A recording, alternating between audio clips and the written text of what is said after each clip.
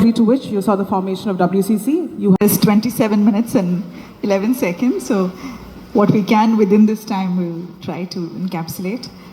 ഇവിടെ ശരിക്കും ഇംഗ്ലീഷിലാണോ മലയാളത്തിലാണോ എല്ലാവർക്കും താല്പര്യം സംസാരിക്കാൻ?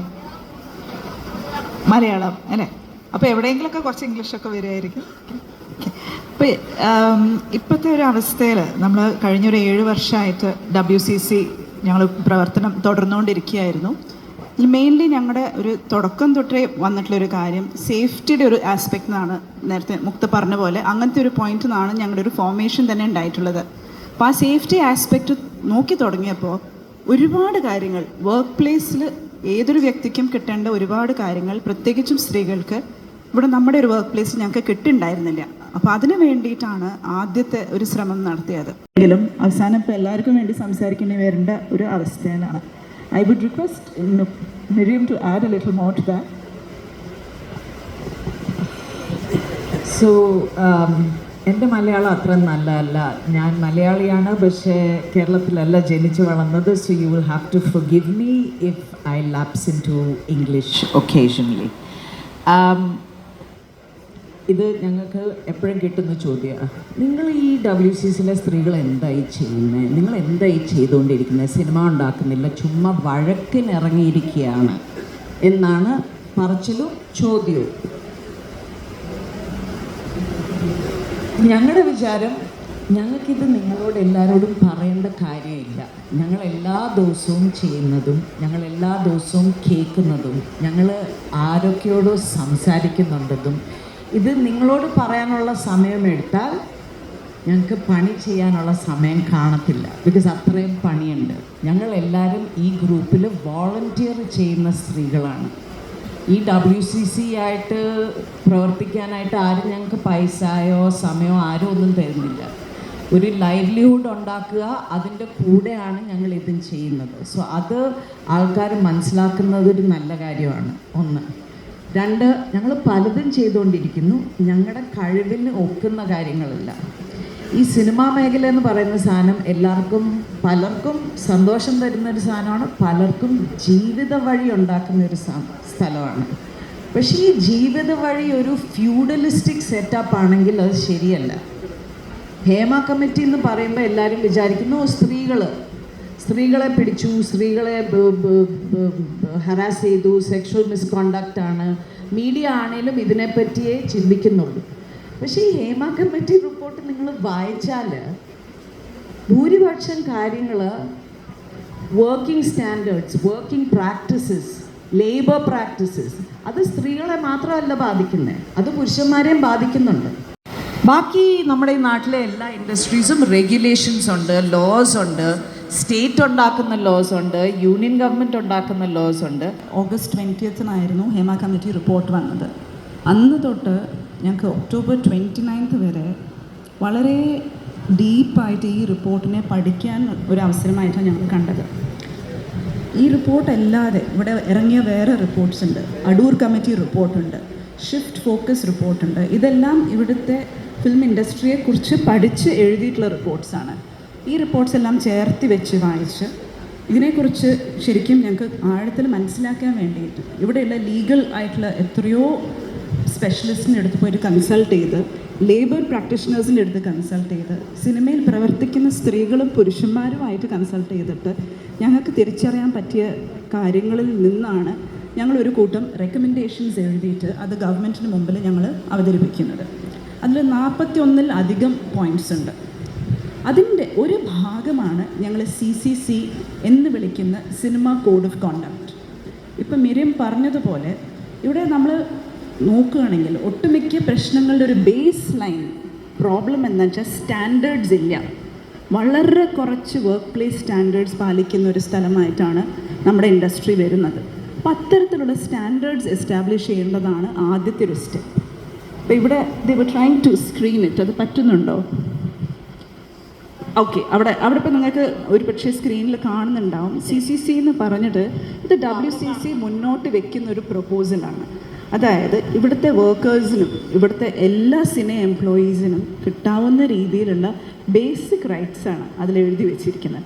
ഒരുപക്ഷെ അത് വായിക്കുമ്പം നിങ്ങളിൽ പലവരും ഇൻഡസ്ട്രിയിൽ ഇല്ലാത്ത ആൾക്കാരാണെങ്കിൽ നിങ്ങൾക്ക് വളരെ അത്ഭുതം തോന്നാം. എന്നുവെച്ചാൽ ഇതുപോലും ഇല്ലാതെയാണോ ഇവരിവിടെ പ്രവർത്തിക്കുന്നത് എന്ന്.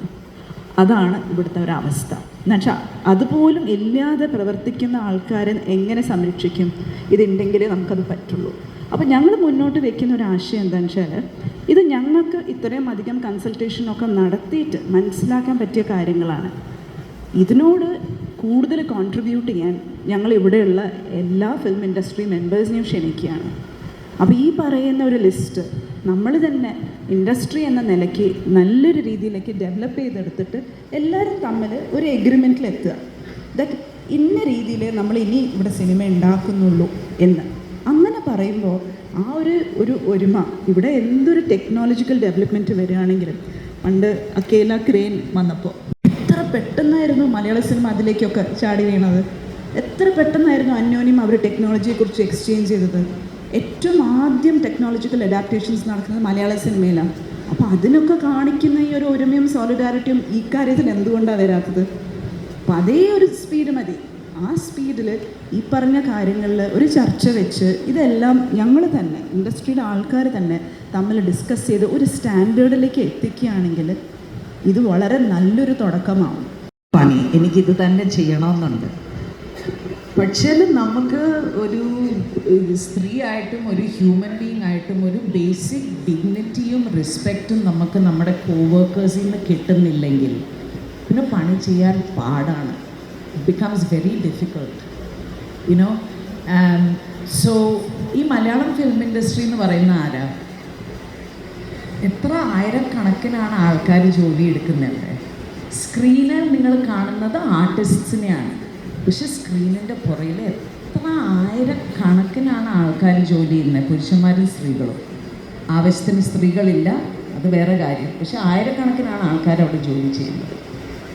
പക്ഷേ ഈ ഇൻഡസ്ട്രി കറൻ്റ്ലി അൺറെഗുലേറ്റഡ് ഇൻഡസ്ട്രിയിൽ കുറേ എക്സിസ്റ്റിംഗ് പവർ സ്ട്രക്ചേഴ്സ് ഉണ്ട്. ഈ പവർ സ്ട്രക്ചേഴ്സ് ആരാണ്? ഈ ഇൻഡസ്ട്രിയിൽ വേതനം കൊടുക്കുന്നില്ല, അല്ലെങ്കിൽ ശരിയായിട്ട് ഭക്ഷണം ചിലപ്പം സെറ്റിൽ ജൂനിയർ ആർട്ടിസ്റ്റിനൊക്കെ കിട്ടാറില്ല. ഇതൊക്കെ ഞങ്ങൾ ആരോടാണ് പോയി ചോദിക്കേണ്ടത്?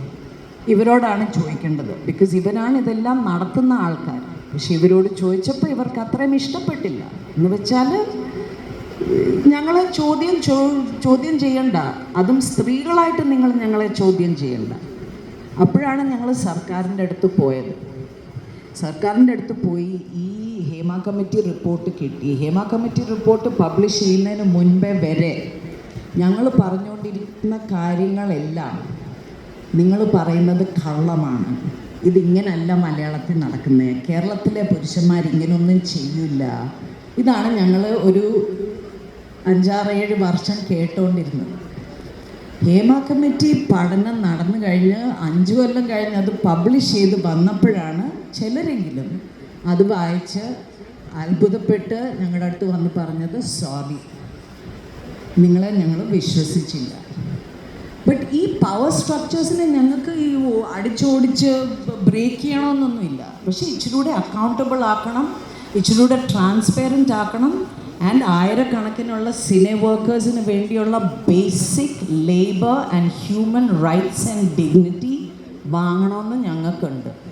ഫിലിം ഇൻഡസ്ട്രിയുടെ ഭാഗം, ഇന്ന ആൾ ഫിലിം ഇൻഡസ്ട്രിയുടെ ഭാഗമാണ് എന്നുള്ളൊരു കാര്യം സംഘടനയ്ക്ക് വിട്ടുകൊടുക്കുമ്പോൾ ആണ് ആ സംഘടന വളരെ പവർഫുൾ ആവുന്നത്. അപ്പോൾ നമ്മളൊരു മെമ്പർഷിപ്പ് ഒരു സംഘടനയിൽ എടുത്താൽ മാത്രമേ നമ്മൾ ഫിലിം ഇൻഡസ്ട്രിയുടെ ഭാഗമാവുമെന്ന് പറയുന്നത് ശരിയല്ല. എന്നുവെച്ചാൽ ഈ സംഘടനകളുടെ ഭാഗത്തൊന്നും ഒരു മെമ്പർഷിപ്പ് ഇല്ലാതെയും ഇവിടെ പ്രവർത്തിക്കുന്ന ആൾക്കാരുണ്ട്. ആദ്യത്തെ ഒരു പടം എടുക്കുന്ന ഒരു വ്യക്തിക്ക് ഇങ്ങനെ ഒരു മെമ്പർഷിപ്പും ഇല്ല. ഞാനിവിടെ ആദ്യമായിട്ടൊരു സിനിമ എടുക്കുന്ന കാലത്ത് ആരും നമുക്ക് മെമ്പർഷിപ്പ് തരില്ല. Because you have to have a proven track record of your work. And അങ്ങനത്തെ ഒരു സമയത്ത് നമ്മുടെ റൈറ്റ്സ് പ്രൊട്ടക്റ്റഡ് ആവേണ്ട ആവശ്യമില്ലേ? എവിടെ സ്ത്രീ സംവിധായകർ എവിടെയെന്ന് ചോദിക്കുന്ന ആൾക്കാർക്ക് ആ വഴി നോക്കിയാൽ മതി, പലവരും വീട് കിടക്കണം കാണും. Because it is not easy to walk into this place. ആദ്യമായിട്ടൊരു സിനിമ എടുക്കാൻ ഇവിടെ എളുപ്പമുള്ളൊരു കാര്യമല്ല. അതുകൂടാതെ ഒരു ബേസിക് റൈറ്റ്സ് പോലും ഇല്ലാത്തൊരു സ്ഥലത്ത് എന്ത് പ്രതീക്ഷയാണ് നമുക്ക് വേണ്ടത്? ഒരു ഫസ്റ്റ് ടൈം ഫിലിം മേക്കറുടെ അടുത്തുനിന്ന് എന്തൊക്കെ സഹിച്ചിട്ട് വേണം ആദ്യത്തെ ഒരു പടം എടുക്കാൻ. അത് ചെയ്ത് കഴിയുമ്പോഴേക്കും അതിൻ്റെ ഒരു കംപ്ലീറ്റ് ട്രോമറ്റൈസ്ഡ് ആവുന്ന അവസ്ഥയിൽ ഒരിക്കലും ആ വ്യക്തി രണ്ടാമത് വന്ന് ഇവിടെ ഒരു പടം എടുക്കാൻ ആഗ്രഹിക്കില്ല. അപ്പോൾ ഇവിടെ ഏറ്റവും അധികം സ്ത്രീകളുടെ അട്രിഷൻ നടക്കുന്നൊരു സ്ഥലം കൂടിയാണ്. അത് എന്തുകൊണ്ടാണ്? ഇത്രയും മാത്രം അവർക്ക് അതിൻ്റെ ഒരു പ്രൊഫഷണൽ സ്പേസ് ഇല്ലാത്തതിൻ്റെ കാര്യമായിട്ട് ഇവിടെ പ്രശ്നങ്ങളുണ്ട്. പലപ്പോഴും ഇൻഡസ്ട്രിയെ റെപ്രസെൻറ്റ് ചെയ്യുന്നത് ഈ സംഘടനകളുടെ തലപ്പത്തിരിക്കുന്ന വ്യക്തികളാണ്.